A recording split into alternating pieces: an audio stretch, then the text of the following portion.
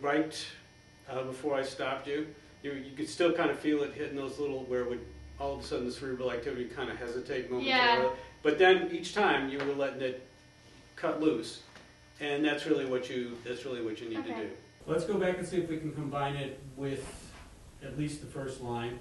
You know, if you're feeling comfortable with going beyond the first line, that's fine too. Just remember that the cerebral activity runs at a much higher rate of speed than talking.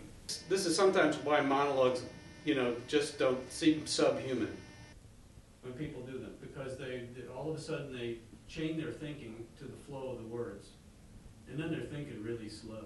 Yeah, which is not how it works. Instead of like, no. Yeah, because sometimes I'll be like finishing a thought, but I'm like already on the next thought. Right. But you're like, I have to finish my sentence and then go to the next, yeah. Right. Instead of, as you're talking, you're also responding to what you're saying.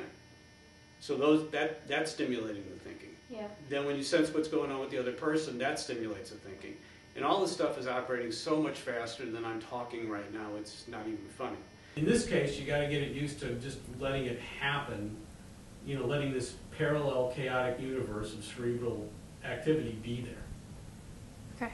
Okay? Yeah. Okay, let's give it another shot.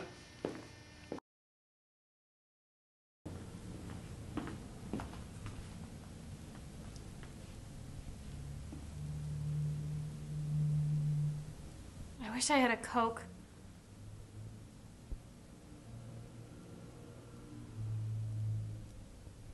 I saw the science experiment once where they put a tooth in Coke, and over a period of a couple weeks or months, or, well, I guess maybe it was just a day, it completely fell apart.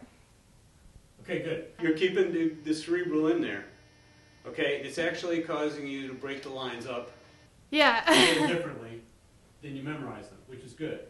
Because really, on a kind of run-by-run basis with monologues, the script, you know, the lines, how you say them, needs to move around a lot more than it would actually within the context, say, for instance, of a play.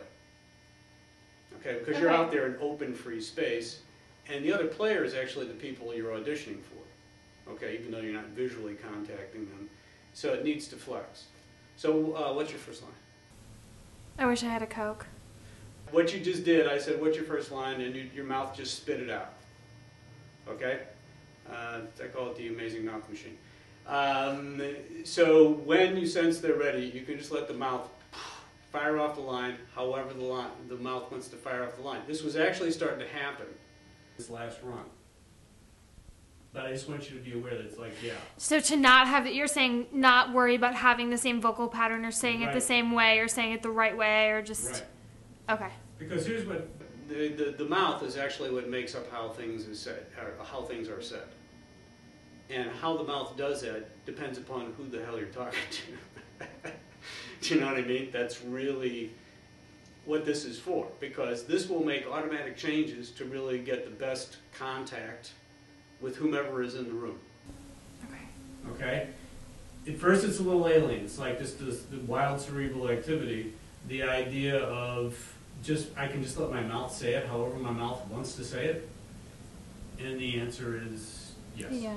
Like I said, the line started to move up, break around, you had that one little fluff in the line. This is all really good news, actually, because the thinking is in there, okay? Yeah. So the thinking's becoming a part of it now. As that becomes a part of it, that sort of frees up the mouth machine. And all of this is what makes you seem like a real human being, as opposed to an actor doing a monologue. Right. Which is more or less what we're after. Okay? Yeah. Let's give it another shot. And let's leave it open-ended. You know, if I don't stop you, just keep going.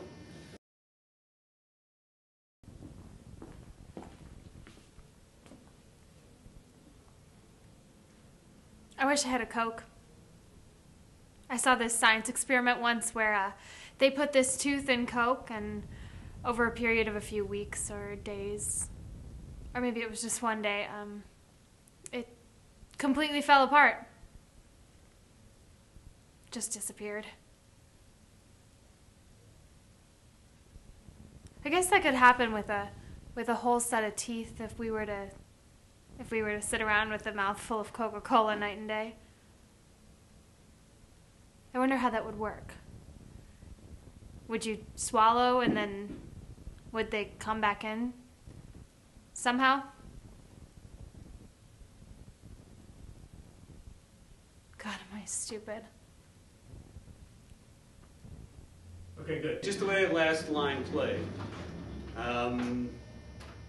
It's great. So what made that actually happen was the cerebral activities going, okay, you're sensing me, okay, you're letting the mouth machine do what it does. So all of a sudden, I got a chance to see her go to a different place, and that's what got us to the line, ultimately. Mm-hmm. It feels good. It was interesting at the beginning. It was tighter, but that's what I felt like doing. Do you know what I mean?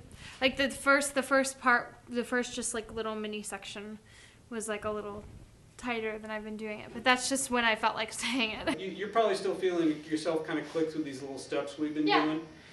I think you've got them down well enough to just let them happen. They either happen or they don't happen. Because all this stuff is designed to go back to autopilot as soon as possible.